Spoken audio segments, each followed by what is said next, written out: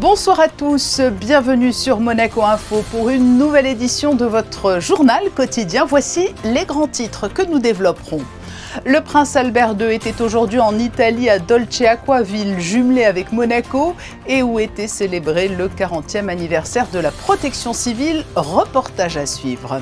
La rentrée, c'est lundi à Monaco et c'est le dernier rush dans les magasins à la recherche des fournitures scolaires, mais également dans les établissements. Nous serons avec celui qui prépare sa rentrée en tant que chef d'établissement à FANB, Franck Fantino. La rentrée aussi pour Sciences Po Menton qui a renouvelé aujourd'hui son partenariat avec le gouvernement monégasque. Nous y étions. Nous vous proposerons une immersion aux côtés des participants du Challenge international de photographie sous-marine. Et puis nous verrons qu'un problème de santé publique prend de l'ampleur avec le développement de l'offre des jeux en ligne, celui de l'addiction aux jeux d'argent. Pour en parler, nous serons avec le psychologue Emmanuel Dain, auteur de l'ouvrage « La chance au prochain tirage ».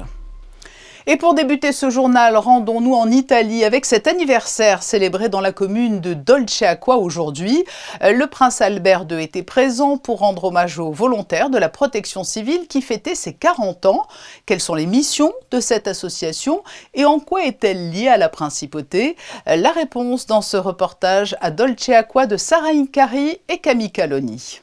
Ils sont une trentaine, hommes et femmes, unis comme un seul corps, sous un même uniforme, au service de leur communauté. Ces bénévoles de la protection civile de Dolceacqua interviennent avec passion sur le terrain en cas d'urgence, notamment pour assurer la sécurité des habitants, en renfort des autorités, comme les sapeurs-pompiers par exemple.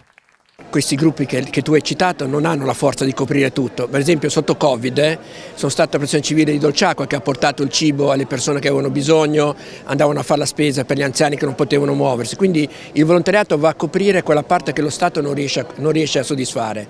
E anche sugli incendi i pompieri non hanno la forza per spegnere se non ci fossero con loro i volontari. Durante le alluvioni per esempio anche i volontari danno una grossa mano. Quindi è importante che ci sia e poi è un modo anche di capire come è importante essere appartenenti a una comunità et quindi fare qualcosa per gli altri. Dans un monde ouvert et globalisé, leur dévouement nous rappelle des valeurs essentielles, la solidarité, l'unité, le courage, parfois même au péril de sa vie. Le mois dernier, leur implication a permis de retrouver un petit garçon de 5 ans disparu à la frontière franco-italienne. La nostra squadra è andata alla ricerca di questo bambino disperso, sono stati 3 giorni strazianti, ma mi viene ancora da piangere perché il sabato mattina quando l'hanno ritrovato nessuno se l'aspettava, è stata una cosa, poi da mamma di 3 figli, è stata una cosa meravigliosa, una cosa veramente emozionante sia per noi volontari ma penso per tutta la popolazione. Un engagement salué au plus haut niveau, le prince Albert II, en sa qualité de président de la Croix-Rouge monégasque, a tenu à venir en personne honorer ceux qui s'apparentent à des héros de l'ombre. Ce n'est que dans les moments difficiles où l'on voit que nous avons besoin de cette collaboration transfrontalière. Nous avons vu les événements de ces dernières années, toutes ces catastrophes naturelles, que ce soit des incendies mais aussi les inondations dramatiques. Et donc nous avons toujours besoin de renforcer ces liens et de renforcer cette collaboration et cette communication entre nous. Et donc je suis très heureux de cette journée. Et bien sûr, je réitère encore tous mes vœux pour ces 40 ans et que nous continuons encore d'œuvrer ensemble pour le bien-être des populations de nos 2 pays. Aux côtés du souverain, les scouts de Monaco et une délégation de la mairie, décorés eux aussi d'une médaille, tout comme les membres de la protection civile. Une cérémonie d'anniversaire chargée d'émotions qui scelle, une fois encore, l'amitié entre la principauté et sa ville jumelle, Dolceacqua. Ne soyez pas surpris demain soir si vous habitez dans le quartier de Fontvieille.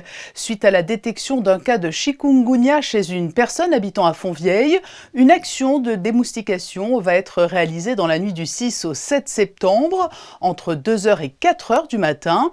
À l'occasion de cette intervention, il est demandé aux résidents du quartier de bien fermer leurs fenêtres durant la nuit et d'éviter de circuler à pied entre 2h et 4h du matin, ainsi qu'aux habitants de la principauté de se rendre à Fontvieille durant cette cette période. Il est précisé que les données épidémiologiques permettent raisonnablement de conclure que la contamination a eu lieu en dehors de la principauté. Cette conclusion est par ailleurs confortée par la surveillance hebdomadaire des populations de moustiques en principauté et qui n'a jamais mis en évidence de portage d'agents pathogènes et notamment du virus du chikungunya chez ces populations. Lundi, les élèves de Monaco feront leur rentrée. Le directeur de l'Éducation nationale de la jeunesse et des sports dévoilait sur notre plateau mercredi les grandes nouveautés et les grands enjeux de cette rentrée 2025-2026. Aujourd'hui encore, les professeurs et tous les personnels de l'éducation préparaient la grande échéance du début de semaine prochaine. Et il y a un chef d'établissement pour qui cette rentrée sera certainement très symbolique. C'est le nouveau directeur général d'FANB. Il est avec nous ce soir en duplex du collège Charles III où ont été dévoilés les grands dossiers de la rentrée. Bonsoir Franck Fantino. Bonsoir Patricia. La rentrée qui s'annonce sera d'autant plus marquante pour vous qu'elle vous verra endosser de nouvelles fonctions au sein de l'établissement FANB. Comment vous êtes-vous préparé au remplacement de Christine Lanzerini qui part à la retraite ? Ça a été un long travail avec Madame Lanzerini, justement, avec Christine Lanzerini, qui m'a accompagné dans cette préparation et qui me laisse l'établissement et l'institution dans un très bel état, avec plein de projets. Et elle m'a accompagné pour la préparation, pour les projets à venir. J'ai une grande confiance dans les équipes, on a de super équipes. Donc je suis très confiant pour la rentrée à venir. Ce que tout le monde ne sait peut-être pas, c'est que vous êtes professeur de mathématiques de formation et vous étiez l'an passé encore adjoint au chef d'établissement. Ce parcours s'est fait naturellement, vous n'avez jamais regretté l'enseignement ? Alors j'ai toujours beaucoup aimé l'éducation par mon parcours d'animateur auprès des jeunes, de surveillant, de professeur. J'ai passé de très très belles années, notamment au lycée à l'époque technique. Et l'enseignement m'a beaucoup plu, me plaît beaucoup et la direction du collège que j'avais depuis 2016 était une autre étape, un tout autre emploi, mais avec une certaine proximité des enseignants, des équipes qui me permettait quand même de rester auprès des élèves. Alors l'enseignement en soi, c'est sûr qu'il y a toujours des moments où on aurait envie de se remettre devant des élèves et de faire passer, c'est surtout de faire passer la passion des mathématiques et essayer de leur transmettre quelque chose qui moi m'a passionné, en tout cas dans mes études, qui me passionne toujours. Et en tout cas, c'est de temps en temps, ça chatouille un peu, mais on a tellement de choses à faire dans les postes de direction qu'on n'a pas trop le temps de se replonger devant une classe. Oui, en tout cas, ces nouvelles fonctions sont le prolongement naturel de votre parcours. Quelles seront vos ambitions à ce poste de directeur général ? Alors l'ambition première, ça va être de continuer tout ce qui a déjà été mis en place par mes prédécesseurs et de continuer à amener les jeunes vers une excellence. Alors j'ai l'expression qui dit une excellence scolaire et une excellence humaine, c'est-à-dire qu'on veut faire d'eux de brillants étudiants, pouvoir les préparer aux plus grandes écoles et pouvoir avoir la culture nécessaire pour la suite, mais aussi être des humains responsables qui leur transmettent nos valeurs chrétiennes, les valeurs de l'établissement, ces valeurs de responsabilité, de bienveillance, de respect de l'environnement et de tout ce qui nous est donné au jour le jour. Et quelle empreinte ou dynamique souhaitez-vous insuffler ? Alors vous nous avez parlé notamment de votre amour des mathématiques. Alors oui, les mathématiques, forcément, on veut essayer. Aujourd'hui, les élèves peuvent briller ensuite, après leur bac, dans les écoles et dans les différents cursus. Nous, l'objectif, c'est de les préparer à ça. Et j'aimerais que rapidement, ou en tout cas, nos élèves ont la chance de pouvoir accéder aux plus grandes écoles, de pouvoir réaliser leurs objectifs, parce que nos équipes font un super travail avec le conseil d'orientation, mais tous les enseignants et toutes les équipes font un super travail pour leur permettre d'atteindre leurs objectifs, mais l'objectif, on pourrait encore les mettre en avant sur leur Parcoursup par des participations à des concours, des participations à des grands concours, à des choses qui les mettraient en avant, faire de nos meilleurs élèves des élèves encore plus forts et encore plus excellents, qui puissent mettre en avant encore plus de capacités, et puis faire aussi des élèves, ceux qui ont un peu moins de capacités scolaires, en faire aussi les préparer à la vie de demain, les préparer à d'autres bacs, à d'autres cursus, mais faire en sorte que plus tard, ils soient fiers d'être un ancien élève de FANB et qu'ils puissent revenir témoigner fièrement des années qu'ils ont passées auprès de notre établissement. Voilà, ce sont de belles ambitions, effectivement. Et puis, il y aura également à mettre en œuvre les nouveautés annoncées mercredi par le directeur de l'Éducation nationale de la jeunesse et des sports, Jean-Philippe Vinci. Oui, alors en tout cas, je vois que le public a décidé aussi de passer à l'uniforme, une chose que nous on a depuis quelques années. C'est vrai que ça donne un côté de fierté à nos jeunes. Et en tout cas sur les autres points, Monsieur Vinci a beaucoup insisté sur le bien-être et ça c'est quelque chose qui nous est cher, de travailler avec les médecins, avec le CHPG, avec tout le centre d'addiction parce que c'est un grand pôle très important de travailler sur la santé de nos jeunes, sur l'anxiété. Monsieur Vinci a beaucoup parlé d'anxiété et c'est un point sur lequel il faut qu'on travaille et que les jeunes soient les plus heureux possibles et les plus sereins au moment de rentrer dans un établissement scolaire chez nous. Oui, une attention toute particulière portée donc aussi à la santé mentale. Et puis, se profile une nouvelle mini-réforme du baccalauréat ? Alors le baccalauréat, on va avoir un peu plus de contrôle continu et notamment une épreuve de mathématiques. On revient en mathématiques en fin de première pour tous les élèves. Donc là, on ne peut que se réjouir que les mathématiques prennent leur place. Et puis voilà, les enseignants préparant nos élèves pour le baccalauréat où on a eu la chance déjà l'an passé de faire 100%, mais aussi de les préparer notamment à Parcoursup pour les amener à réaliser leurs objectifs les années suivantes. Merci Franck Fantino, le nouveau chef d'établissement d'FANB, d'avoir été notre invité aujourd'hui. Merci Patricia. Et c'était dès aujourd'hui, jour de rentrée à Sciences Po Menton, qui accueillait ses étudiants de première année. Une journée bien remplie pour le campus de la Paix, qui fête cette année ses 20 ans. Au programme, conférences, interventions et nouveaux horizons. Et cette rentrée s'est clôturée par le renouvellement des accords entre l'institution et le gouvernement princier. Un reportage sur place de Devika Guéranfard, Loïc Marage et Paul Gougassian. C'était sous un grand soleil que les étudiants de la promotion Gisèle Halimi découvraient leur nouveau campus ce matin. Une rentrée symbolique pour le directeur Youssef Alaoua, particulièrement attaché à ce rendez-vous. Ce sont les 20 ans du campus de Sciences Po à Menton. Sciences Po a posé ses valises à Menton en 2005 et nous voilà 20 ans plus tard. C'est d'autant plus émouvant comme journée pour moi, à titre personnel, que j'étais étudiant de la 2e promotion et j'étais à milieu d'imaginer, il y a 19 ans, que j'allais proposer en tant que directeur du campus une cérémonie pour fêter les 20 ans. Une occasion idéale pour un renouvellement de vœux entre l'institution et la direction de la coopération internationale monégasque, alliée depuis plus de 10 ans.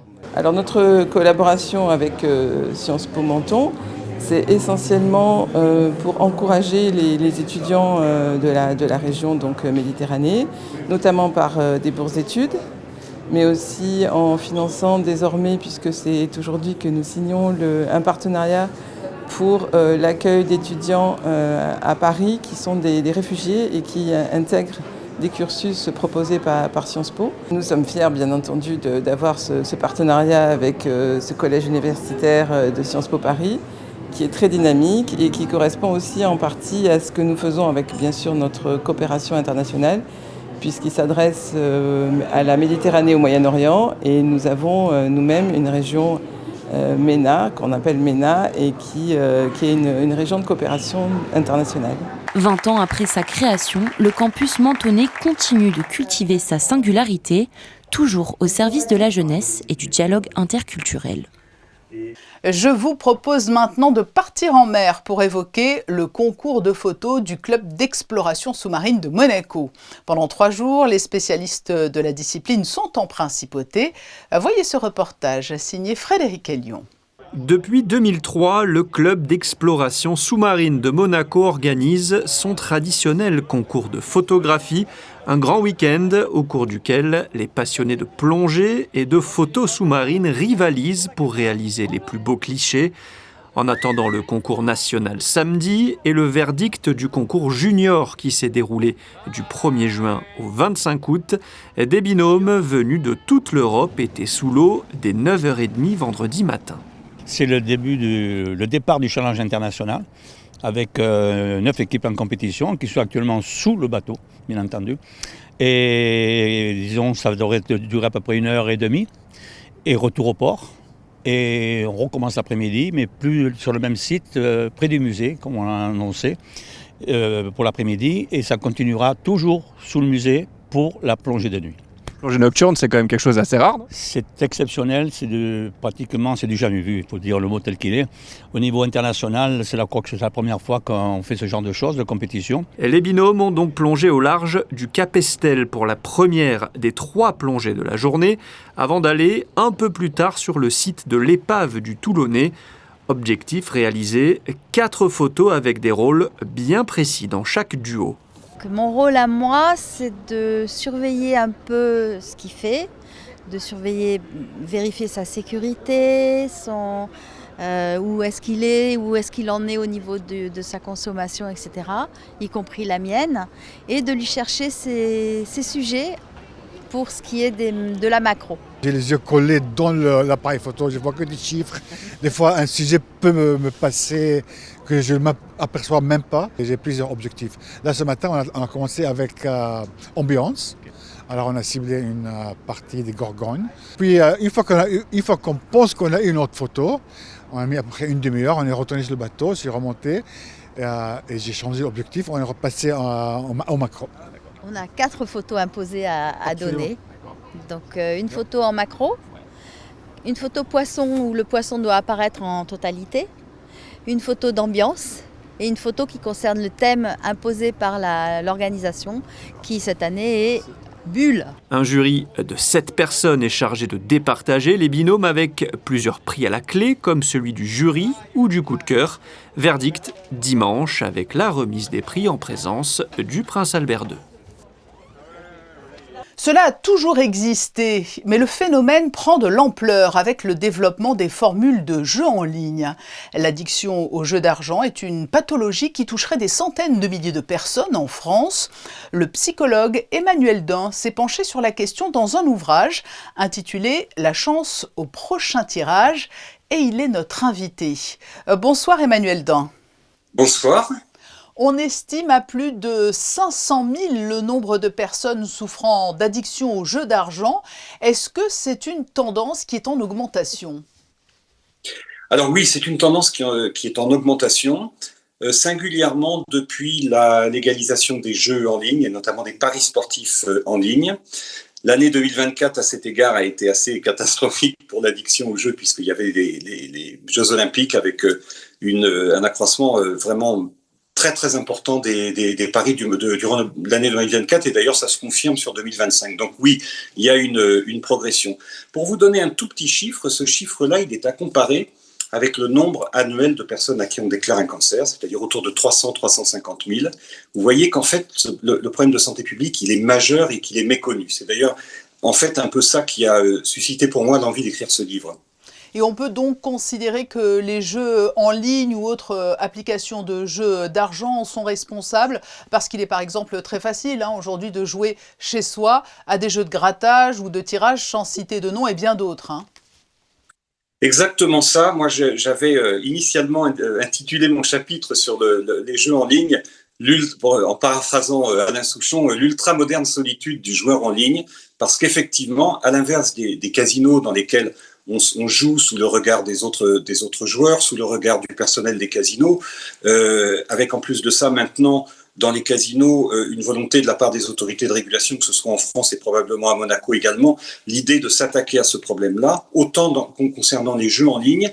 Il y a une espèce de no-limit en fait qui fait que le joueur, seul derrière son écran de téléphone pour la majeure partie du temps, finalement peut être dans un processus de jeu sans limite, et d'autant plus sans limite que les opérateurs déploient des techniques de marketing vraiment échevelées et éhontées, avec par exemple plusieurs centaines d'euros qui sont proposés quand on ouvre un compte, et tout ça évidemment est énormément addictogène.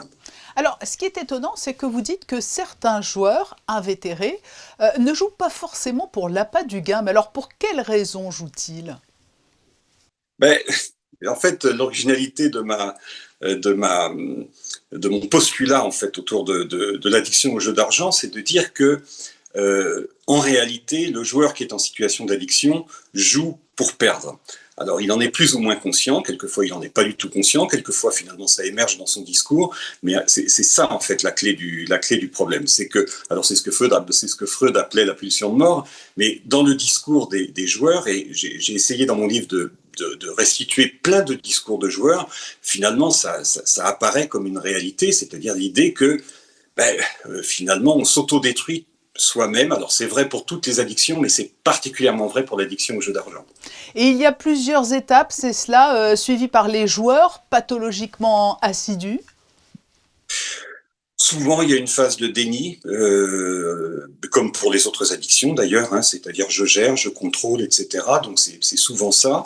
Et puis, lorsqu'on n'est plus dans la phase de déni, il y a quelque chose de beaucoup plus douloureux qui arrive, c'est la honte. J'ai tendance à dire qu'il n'y a pas d'addiction sans honte. Et dans le cas de l'addiction au jeu, il y a énormément de honte parce que les conséquences financières, notamment de l'addiction au jeu, sont tellement dramatiques et tellement honteuses et tellement incompréhensibles pour ceux qui ne sont pas en situation d'addiction qu'on vit ça très, très douloureusement. La toute première chose à faire, si parmi les gens qui nous écoutent, il y a des gens qui sont en situation d'addiction au jeu, c'est de parler.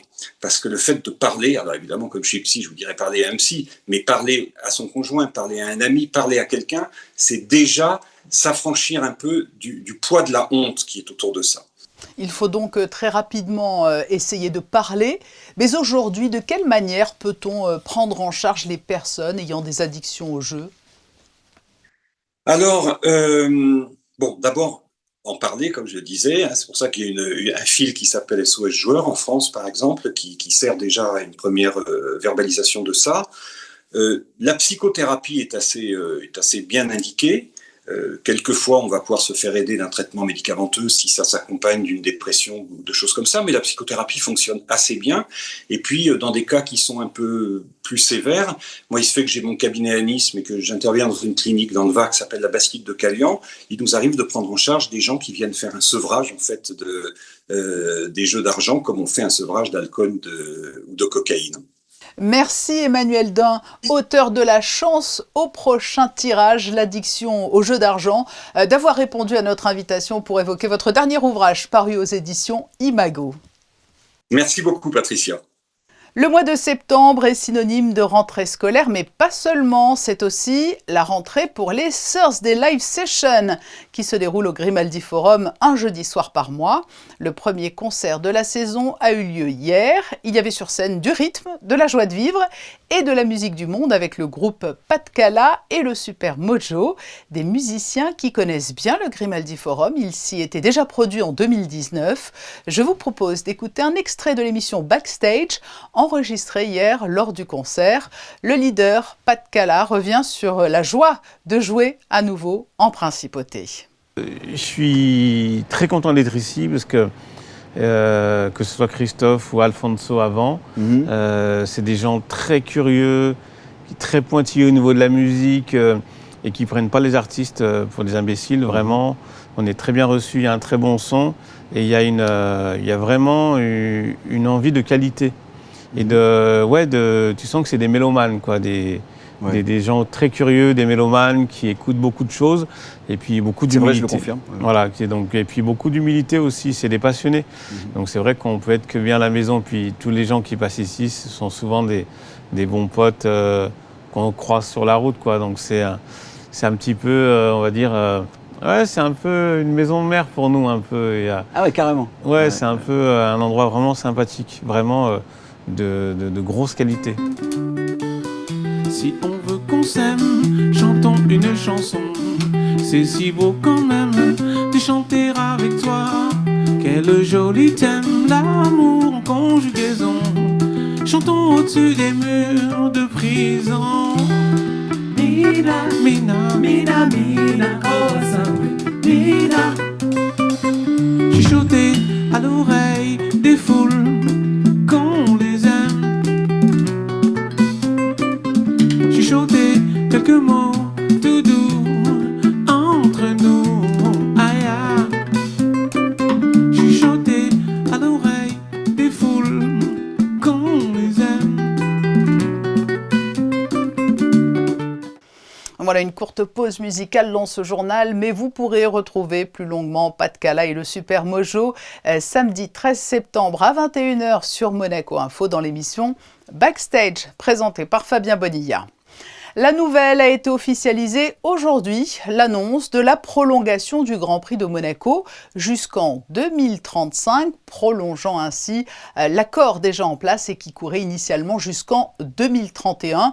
Le gouvernement princier s'est félicité de cette prolongation du partenariat entre la FIA et la CM. Autre information du jour, c'est à Monaco que sera présenté le guide Michelin 2026 le 16 mars prochain au Grimaldi Forum. Une soirée organisée sous l'égide notamment de la SBM dont le resort compte pas moins de 10 étoiles. La série des concerts de la voûte reprend samedi. Vous pourrez assister demain au premier rendez-vous de cette deuxième saison avec au programme les 24 études de Chopin jouées par la pianiste Catherine Nikitine. Concert à 19h, une soirée au profit de l'association Lueur d'Espoir basée au Togo. Ainsi se referme ce journal. Merci de l'avoir suivi et de nous être fidèles chaque soir. Nous nous quittons sur les photos de fin d'édition prises par Stéphane Dana ce matin à l'occasion de la rentrée de Sciences Po Menton. Dans un court instant, la météo présentée par Christine Datomel et l'après-JT du vendredi consacré au passeport culture qui a proposé aux jeunes de Monaco de s'adonner à de très nombreuses activités cet été. Vanessa Dessy les a suivies. J'aurai le plaisir de vous retrouver demain à 19h pour une nouvelle édition. Je vous souhaite une très belle et douce soirée.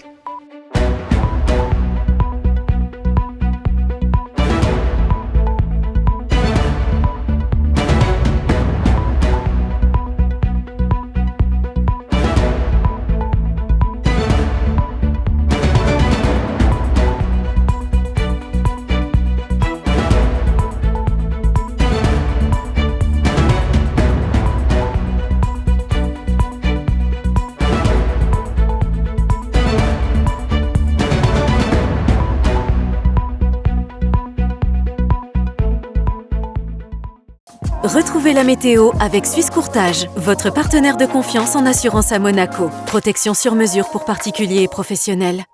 Bonsoir à tous. Demain, le temps sera ensoleillé et nuageux en fin de journée avec des températures autour de 26 degrés l'après-midi, 20 degrés en soirée. Côté calendrier, nous fêterons la Saint-Bertrand, compagnon de Saint-Dominique au XIIIe siècle.